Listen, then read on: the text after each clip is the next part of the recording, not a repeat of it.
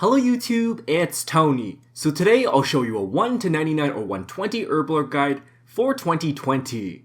Since the 120 Herblore update, most methods remain the same, although more options have been added.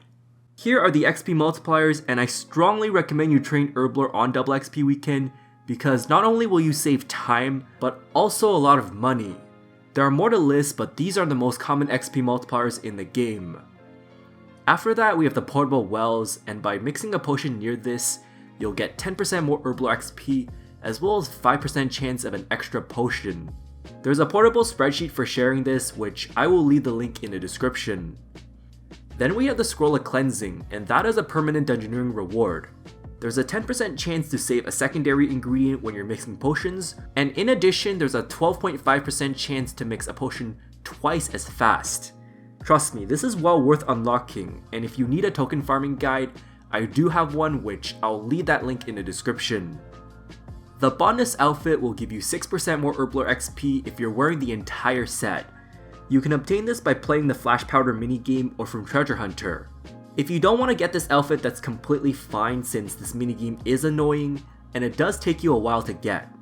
We also have the Modified Botanist Mask, and that will give you a 5% chance to mix duplicate potions, which will also stack with the portable wells. Yeah, so it's really nice for generating extra profit. The other outfit for Herblore we have is the Flash Powder outfit. By wearing 3 pieces, there's a 10% chance of making a 4-dose potion instead of a 3-dose potion. Now unfortunately, the Botanist outfit doesn't retain the effect, and in my opinion, it's not really worth getting unless you're an Iron Man, although it can save you quite a bit of cash. For the Botanist amulet, there's a 5% chance of making a 4-dose potion instead of a 3-dose potion. At this moment, it costs you 7k per amulet and it comes with 5 charges each. Unfortunately, these amulets do not stack in the bank, so you're definitely going to need a lot of bank space, or remember to manually withdraw this every 5 charges. And then after that, we have the Herblore boosts. They will drain 1 level after 1 minute, so it's not ideal for the long term, but if you were to log out or log in, it will reset the timer. The next useful item we have is the Perfect Juju Herblore Potion. Each dose lasts 1 hour, and you'll get 5% more Herblore XP, but only for combination potions. We also have the Perfect Plus Potion, and it will retain the effects, but obviously you will need 99 Herblore for this. And finally, the last set of useful items we have are the other extra dosage items for specific potions. All of them have one thing in common, and that is a small chance of making a 4-dose potion instead of a 3-dose potion. It will stack with all other boosts such as the Factory outfit or the Botanist amulet. Mauritania Legs 4 works with prayer renewals, but it has to be in Mauritania. Then for the Desert amulet 4, this works for super Antifires, but you have to be in the desert. And then we have the Dinosaur perk from Ranch Out of Time, and that requires 97 farming plus placing this on a medium farm totem. This works with any type of anti-poison or the weapon poison related potions. Here is how you train Herblore. Ideally, it's best to buy an unfinished potion, then mix a secondary ingredient. This in turn ends up making a 3-dose potion. Preferably create a bank preset for your inventory, which consists of 14 of each unfinished potion and ingredient. If you want to mix potions fast, load the preset, then immediately click the portable well afterwards, and hold the spacebar at the same time. Ideally, angle the camera so that you can left click the portable well immediately afterwards. In an hour, you can mix around 2,600 to 3,000 potions per hour, and it really depends on the lag on how perfect your clicks are. Now, I do have a full 1 hour footage of me mixing potions, and I will leave that link in the description. In that particular hour, I was able to make 2,900 potions. You could one-tick the last potion for optimal speed, and in order to do so, pre-click the secondary ingredient, then hover over the unfinished potion, and click when you're about to mix the last potion. Unfortunately, this does not work with combination potions. Now that I've talked about the useful items and the basics of how to train Herblore, let's talk about the low-level Herblore quests. By doing these quests I listed, you will get level 22 Herblore. I would at the very least do Jungle Potion and Druidic Ritual, just because of how many quests it will unlock. Now let's talk about the regular training methods. From level 9 to 22, or you can stop at level 26, you will do regular attack potions. That requires a Guam Potion unfinished as well as an Eye of Newt. From level 9 you'll need 283, or from level 22 you'll need only 114. Then from 26 to 38 you'll do regular energy potions. That will require a Hairlander potion unfinished plus chocolate dust. Although it's a little bit expensive, but you only need to make 292 energy potions. Then from level 38 to 52 you'll do prayer potions. You'll need 969 prayer potions to level 52, and in doing so you'll get 260k XP per hour. Don't forget that at level 49, please unlock the Scroll of Cleansing. For this method, I find that it's consistently cheap. You could otherwise do summoning potions at level 40 or the super attack potions at level 45. Both of these options offer you decent profit, although for summoning potions, these ingredients are a little bit harder to buy. Then from 52 to 55, you'll do super energy potions. This is actually profitable because of stamina and adrenaline related potions. You'll need 333 super energy potions to get to level 55, giving you an XP per hour of 357.5k. After that, you'll do super strength potions from 55 to 66. Super strength potions another overload ingredient, so it's most likely going to be cheap or profitable. You will need 2,397 to get to level 66, which will give you an XP per hour of 371.2k. Then at level 66, you'll do super defense potions, and yet again, that is another overload ingredient. Getting to level 72 requires 2,443 potions, giving you an XP per hour of 445k. Now from level 72 to 81, you'll do super ranging potions afterwards. Now this has a very high upfront material cost, but they usually sell for a very high price. In order to get to level 81, you'll need 7,237, which will give you an XP per hour of 482.6k. You could otherwise do super magic potions at level 76, both of which, once again, are overload ingredients, so they're gonna be profitable. I can't believe I mocked myself because I said that 5 times. Anyways, moving on from level 81, you'll do Saradomin brews, and you can do this to level 88 or go all the way to level 99.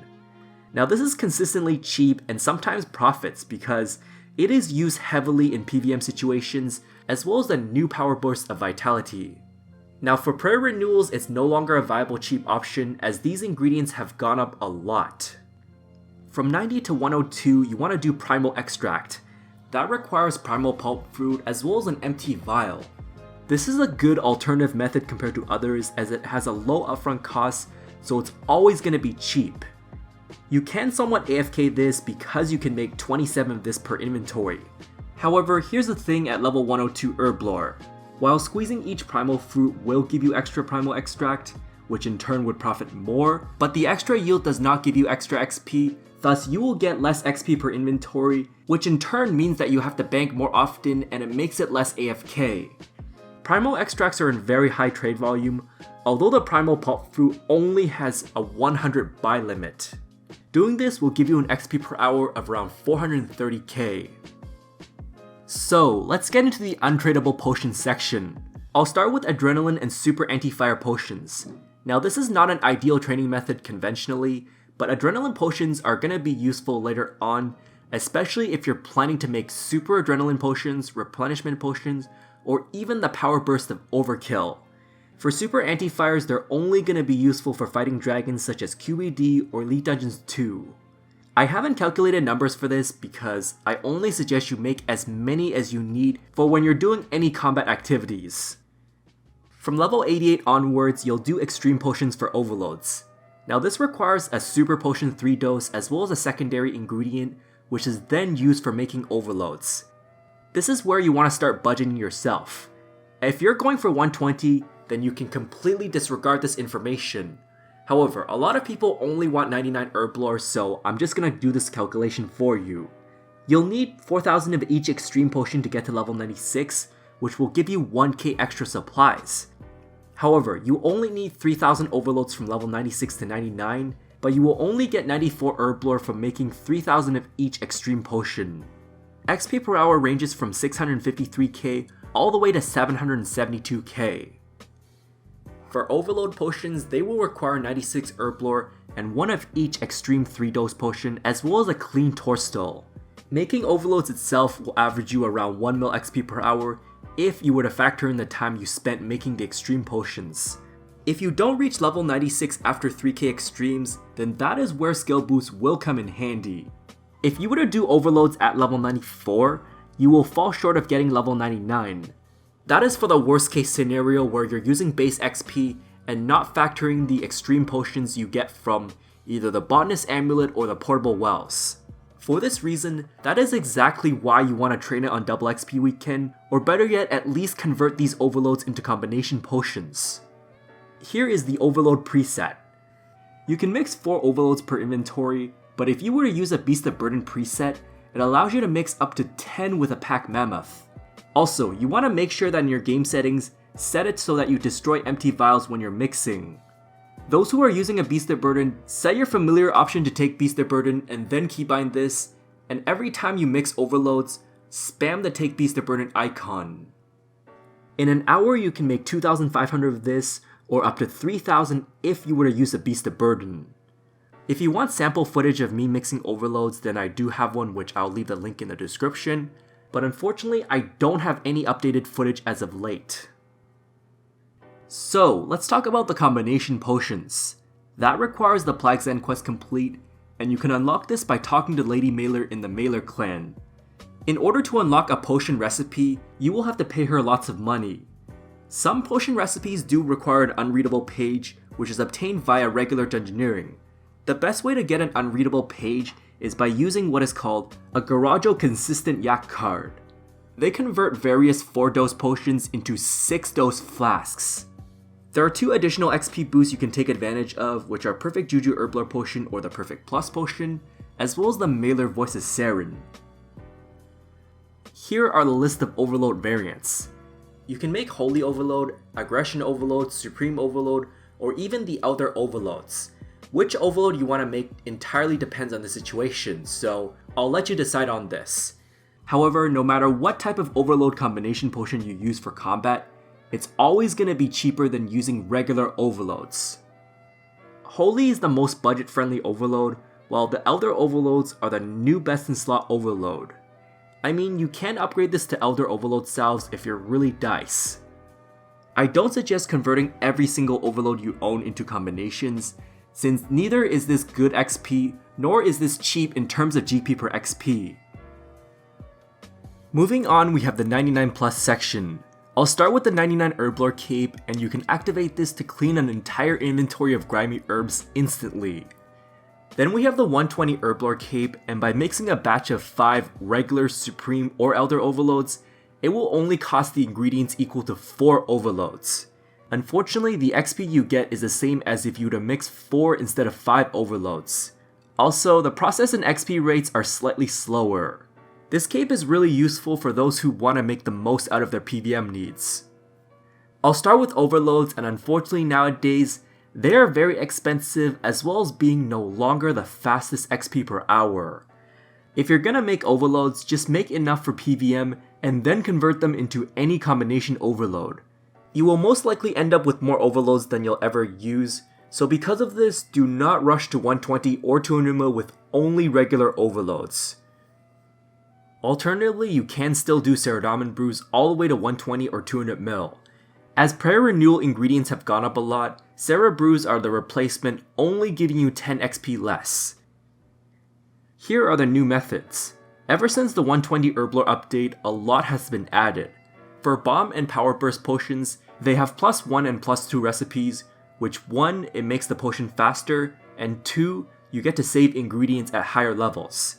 Unfortunately, you cannot boost for the +1 and +2 recipes, although you could boost for the base level.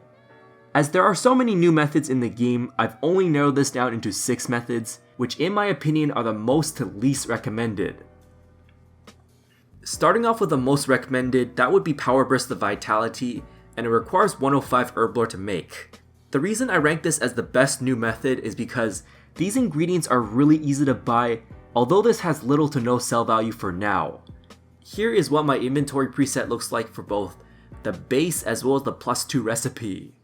You'll get 2.2 mil base XP per hour before 107, or 3.3 mil after level 107. Then we have the vulnerability bombs, and that requires 103 Herblore. Most of these ingredients are easy to get, well, aside from the bottled dinosaur roars. Now it is fairly easy to sell to the GE because they're in nice demand for PVM needs, although they have a 100 buy limit, so you're gonna have to be patient selling them if you want to get the best deal out of this. For my inventory preset, you want to make sure you store the Chaos and Soul runes in a large rune pouch, and then equip this in the quiver slot in order to save space. Since you can make 13 of these per inventory, that means you can make a total of 2,700 bombs per hour at max speed. In this case, you'll get 2.3 mil XP per hour before 105, and then after 105, that is bumped to 3.4 million XP per hour. After that, we have the Power Burst, the Master Stroke, and that requires 108 Herblore. Once again, every ingredient is fairly easy to buy except for the bottled dinosaur roars. Because it makes smithing training faster, this is in pretty good demand. Although this method's very expensive, but it is fast and more AFK compared to doing the Power Burst of Vitality. In an inventory, you can make up to 24 of these. Before 110 Herblore, you'll get 2.8 mil XP per hour, and after level 110, that is bumped to a staggering 4.2 million XP per hour. The next new method we have are the Spiritual Prayer Potions, and that is at level 110 or higher. This is a tradable combination potion, which is very easy to sell because of its demand. However, summoning potions might be a little bit hard to buy, so you're gonna have to be patient selling and buying this. Assuming that you can get all the ingredients and sell it at GE price, this is not too expensive. Also, don't forget to take advantage of the Mailer Voices Saren as well as the perfect Juju Herblore potion. In this case, you will get 2.6 million XP per hour. So the second last method we have are the Super and Extreme Prayer Potions, which require 117 Herblore. Super Prayer Potions are easier to make nowadays because you can right click and grind the Wyvern Bones instead of going through the tedious process of the Wyvern Bone Meal. Although this method's expensive thanks to Wyvern Bones, it is still cheaper than Overloads, and also if you do have a lot of Super Prayer Potions from the past, then you can actually take advantage of this method.